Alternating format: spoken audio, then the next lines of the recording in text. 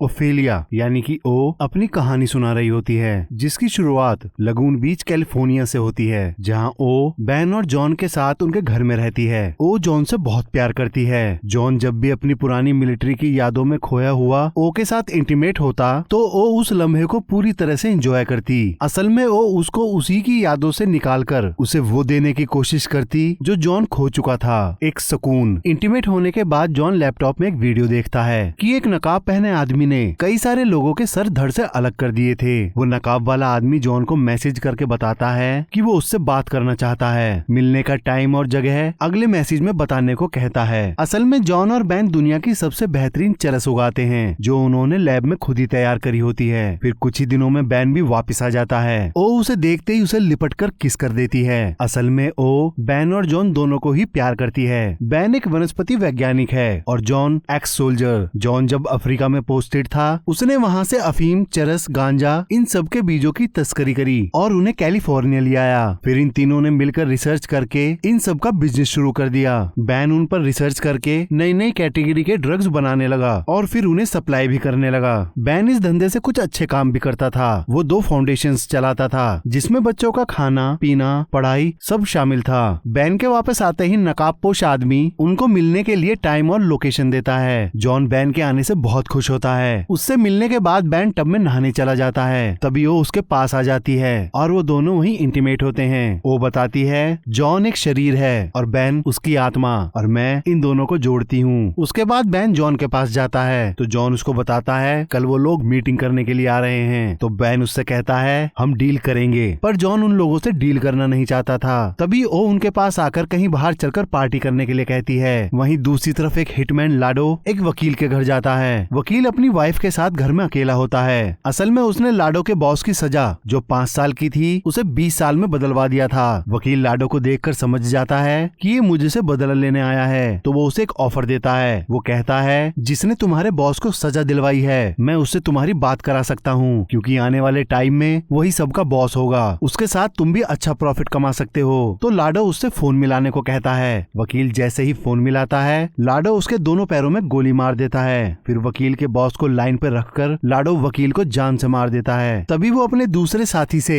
वकील की वाइफ को भी मारने के लिए बोलता है, तो दूसरा साथी ना चाहते हुए भी उसे मार देता है। उसके बाद लाडो उन दोनों लाशों की फोटो खींचता है और उन दोनों लाशों को गार्बेज बैग में डालकर अपनी गाड़ी में रखकर साथ ले जाता है। दूसरी तरफ जॉन और बैन डेनिश नाम के पुलिस वाले से मिलते हैं। असल में वो इन दोनों से मिला हुआ होता है और उसके बिना इन दोनों का धंधा चल ही नहीं सकता। वो इन दोनों को हर बार बचा ले जाता है। वो दोनों डेनिस को बताते हैं कि हमें एक वीडियो मिली है। तो डेनिस उनसे कहता है माफिया तुम्हारे धंधे में घुस रहा है और जो भी उसके सामने आ रहा है वो सबको मारता जा रहा है। साथ ही डेनिस उन दोनों को ये भी बताता है कि माफिया तुम्हारे साथ काम करना चाहता है क्योंकि तुम्हारे ड्रग्स का लेवल सबसे बेस्ट है 30%, जो नॉर्मल ड्रग्स में सिर्फ 3 से 5% तक ही होता है। तो डेनिस उन दोनों को सलाह देता है कि तुम दोनों उनसे पंगा मत लो, उनके साथ काम करो और अपना सौदा फाइनल करो। अब माफिया से मिलने के लिए जाते हुए बैन जॉन से फिर से कहता है हम ये सब छोड़ क्यों नहीं देते। इतने में दोनों होटल पहुंच जाते हैं। वहाँ उन्हें एलेक्स मिलता है। वो उन्हें 3 साल के लिए एक ऑफर देता है जिसमें वो अपनी पूरी टेक्नोलॉजी उन्हें सिखाएंगे कि वो चरस कैसे उगाते हैं, उनके वैज्ञानिक तरीके क्या हैं और डिस्ट्रीब्यूट कैसे करते हैं। ये सारी बातें माफिया के पास सीधी लाइव टेलीकास्ट हो रही थी। वो उन दोनों को प्रॉफिट का 80% ऑफर करते हैं और खुद 20% रखने की बात कहते हैं, जिसके बदले वो उन्हें प्रोटेक्शन और जमीन देंगे। इस पर डिस्कस करने के लिए जॉन और बैन बात करने के लिए कुछ टाइम मांगते हैं। वहाँ वो दोनों अकेले नहीं होते बल्कि उनकी पूरी एक्स नेवी सील वाले दोस्त वहीं तैनात थे और वो दूर से उन दोनों पर निगाह रखे हुए थे।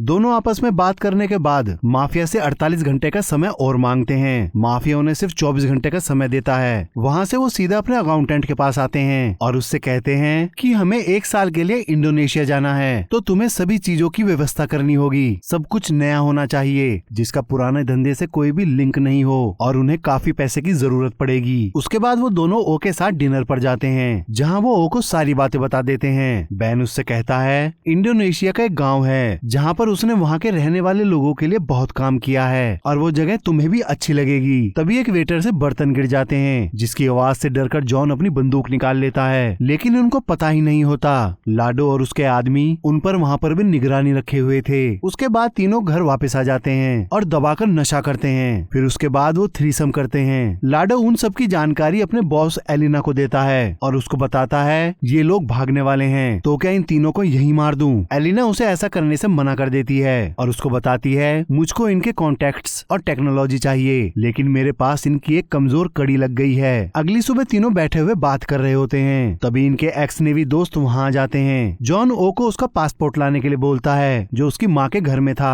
वो अपना पासपोर्ट लेने चली जाती है। वहीं दूसरी तरफ जॉन सब चीजों को खत्म करने की तैयारी करने लगता है और वहाँ पर कैमरे लगाने शुरू कर देता है। साथ ही वो अपने कंप्यूटर से सारा डेटाबेस डिलीट कर देता है। इधर इन दोनों ने ओ के साथ अपना एक दोस्त भेजा होता है। उसको एक पुलिस वाला साइड में बुलाता है और गोली मार देता है। असल में वो लाडो का ही आदमी था। लाडो अपने आदमियों के साथ वहाँ आकर उसकी लाश को उठाकर वहाँ से ले जाता है। वहीं ओफिलिया मॉल में शॉपिंग कर रही होती है, लेकिन उसको पता ही नहीं होता कि लाडो के आदमी उसका वहीं पीछा कर रहे हैं। इधर जॉन और बेन एलेक्स को फोन करते हैं और उसे बताते हैं कि वो उसके साथ काम करना चाहते हैं। तो एलेक्स उनसे वापस कांटेक्ट करने को कहकर कॉल कट कर देता है। इधर वो अपनी शॉपिंग करके निकल जाती है, लेकिन काफी देर बाद भी जब वो घर नहीं आती तो जॉन और बेन को उसकी चिंता होने लगती है। तभी उनके पास एक मेल आता है, उसमें एक लाइव वीडियो होता है। असल में एलिना ने ओ को किडनैप कर लिया था और वो उसके बदले वीस्ता शहर में 180 किलो गांजे की डिमांड करती है और इस काम के लिए उन्हें सिर्फ 5 घंटे देती है और टाइम के अंदर काम ना करने पर ओ का सर कटवाकर उन्हें भिजवा देने को कहती है। वो दोनों राजी हो जाते हैं। अब यहाँ 5 घंटे का काउंटडाउन शुरू हो जाता है। वहीं दूसरी तरफ नकाबपोश अपना नकाब उतारता है। वो लाडो ही था। वो ओ को उसका बिस्तर और सामान दिखाता है। इधर 2 घंटे और 13 मिनट ही बचते हैं। जॉन और बेन अपने दोस्त के पास पहुँचते हैं जिससे उन्हें माल लेना था।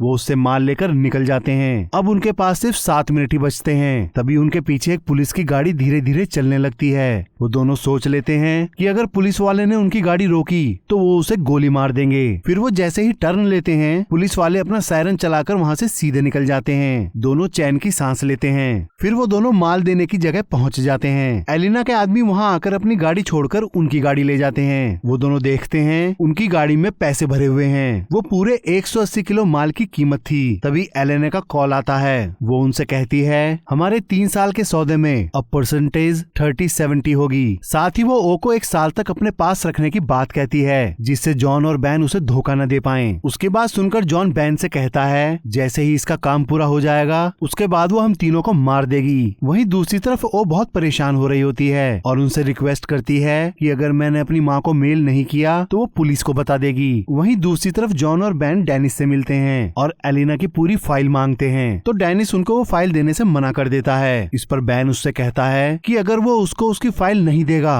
तो वो उसका सारा कच्चा चिट्ठा खोल देंगे, जिससे उसकी नौकरी चली जाएगी। तो डेनिस उनको बताता है वो मैक्सिको से है। वहाँ उसके एंटी ग्रुप की सरकार आने की वजह से उसको वहाँ से निकाल दिया गया और उसके परिवार के अधिकांश लोग मारे जा चुके हैं। अब वो खुद को बचाने के लिए पैसा पानी की तरह बहा रही है और वो यहाँ इसलिए आई है कि तुम जैसे लोगों को ढूंढकर काम कर सके। डेनिस आगे उनको उसके परिवार के बारे में बता रहा होता है। तभी बेन बोलता है मुझको वो सारी जानकारी चाहिए जो तुम्हारी पुलिस फाइल्स में है। डेनिस वो देने से साफ मना कर देता है। तो बेन गुस्से में डेनिस के हाथ में चाकू घोंप देता है। अब मजबूरी में उसे मानना पड़ता है। डेनिस पुलिस हेडक्वार्टर जाकर एलिना की सारी इन्फॉर्मेशन 2 कार्ड्स में डलवा लाता है। फिर जॉन और बेन की टीम उन कार्ड्स में से एलिना की सारी जानकारी हासिल कर लेती है। अब वो एक नया प्लान बनाते हैं। वो सबसे पहले अपनी पूरी संपत्ति का पता लगाते हैं, जिसका एस्टिमेट $8 मिलियन बैठता है, लेकिन उनको $2 मिलियन और चाहिए थे क्योंकि वो $10 मिलियन के बदले ओ को वापस लाना चाहते थे। तभी वो दोनों एक प्रॉपर्टी में चोरी करने का प्लान बनाते हैं। साथ ही एलिना से एक सौदा करते हैं। एलिना ओ के बदले 13 मिलियन लेने के लिए राजी हो जाती है और इसके लिए उन्हें सिर्फ 2 ही हफ्ते देती है। वहीं दूसरी तरफ एलिना ओ को एक लैपटॉप देती है, जिससे वो अपनी माँ को मेल करती है। इधर जॉन और बेन अपनी पूरी टीम के साथ उस जगह पहुंच जाते हैं जहां पैसे का कंटेनर होता है। उसको चुराते समय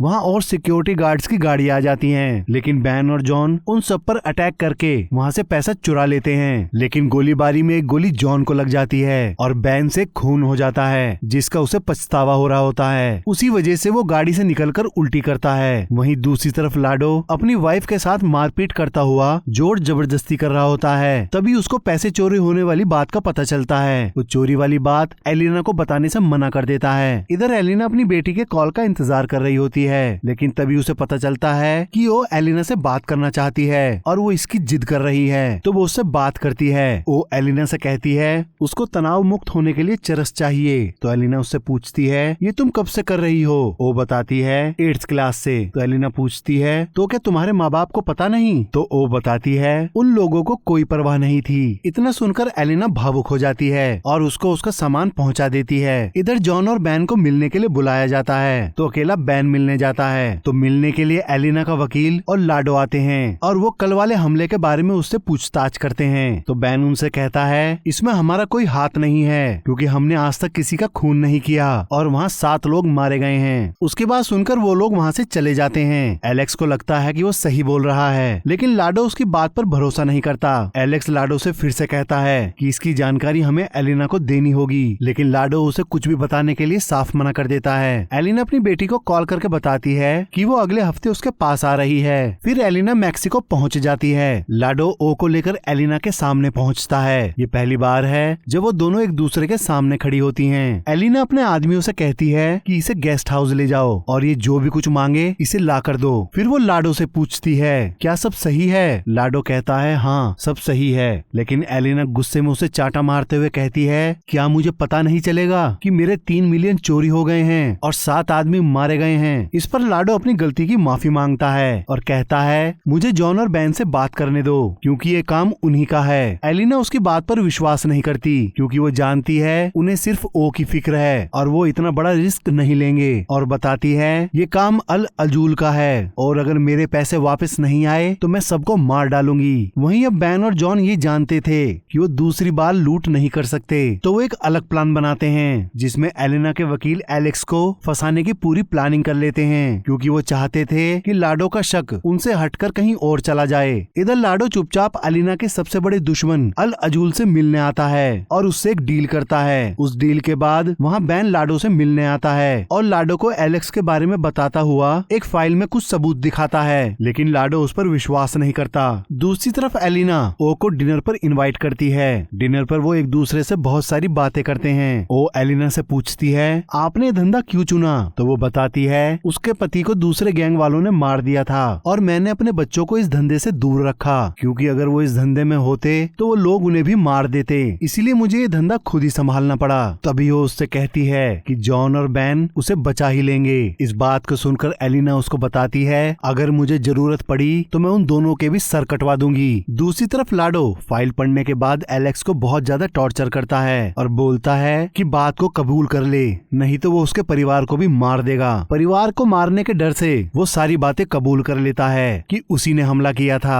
तो एलिना उसे मार देने का आदेश देती है और कहती है ये काम बैन करेगा। बैन ना चाहते हुए भी उसे आग के हवाले कर देता है। वो नहीं जानता था कि वो सारा हादसा एलिना ओ को भी दिखा रही होती है, जिसे देखकर वो रोने लगती है। फिर जॉन बैन को समझाता है कि एलेक्स अच्छा आदमी नहीं था, उसने लोगों को अगवा किया था और उनकी हत्याएं की थी। फिर वो बताता है कि मरने से पहले एलेक्स ने मैगदा का नाम लिया था, इसका मतलब एलिना की बेटी जिंदा है, लेकिन डेनिस ने हमें इसके बारे में गलत जानकारी दी कि वो मारी गई। इधर इन दोनों के पास अब कोई प्लान ही नहीं होता जिससे वो 3 मिलियन और पैसे की व्यवस्था कर सकें। तो वो दोनों एलिना की बेटी के किडनैप की योजना बनाते हैं, जिससे वो ओ को उसके बदले वापस ला सकें। वहीं लाडो डेनिस के घर पहुंच जाता है और उसको बताता है कि मुझे पता है तू ही सारी जानकारी जॉन और बैन को देता है। तो डेनिस बोलता है मैं तुम्हारे लिए भी काम करता हूँ, तुमको ग्रीन कार्ड मैं नहीं दिलवाया है और मैंने तुमको कई जगह बचाया है। तभी लाडो उसको बताता है कि मैं अब अल अजूल के लिए काम कर रहा हूँ। तो डेनिस उसको एक प्लान बताता है कि जॉन और बैन तो वो सारा पैसा एलिना को ही देंगे, लेकिन हमें अगर वो पैसा चाहिए तो हमको एलिना की बेटी का पता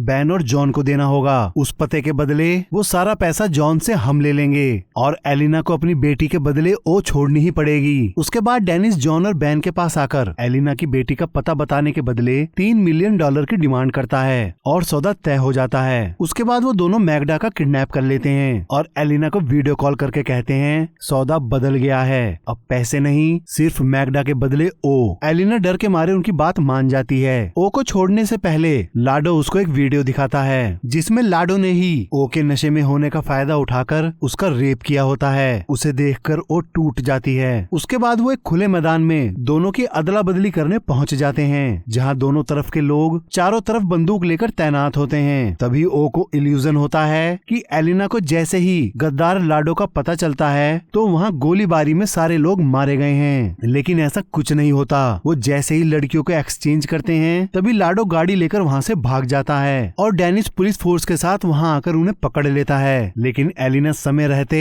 अपने हीरो का हार मैग्डा को देकर उसको वहाँ से भगा देती है। डेनिस कोर्ट में बैन और जॉन को अपना खबरी बताकर उन्हें जल्दी छुड़वा लेता है, क्योंकि उसको पता था उन दोनों के पास उसके खिलाफ बहुत सबूत हैं। डेनिस सिर्फ अपनी पत्नी को जिंदा रखने के लिए उनका साथ देता था, जो हॉस्पिटल में अपनी जिंदगी के लिए लड़ रही थी। वहीं जॉन, बैन और ओ इंडोनेशिया चले जाते हैं। वो तीनों वहाँ अपने एक जादुई द्वीप पर अपनी जिंदगी खुशी के साथ बिताने लगते हैं। वहीं लाडो अल अलुज के साथ एक नया गैंग बनाता है और ये मूवी यहीं खत्म हो जाती है। आशा करता हूँ कि आप सभी को ये एक्सप्लेनेशन पसंद आई होगी। और भी मूवी के एक्सप्लेनेशन सुनने के लिए आप हमारे इस चैनल को लाइक करें, सब्सक्राइब करें और साथ ही बेल आइकन दबाना ना भूलें।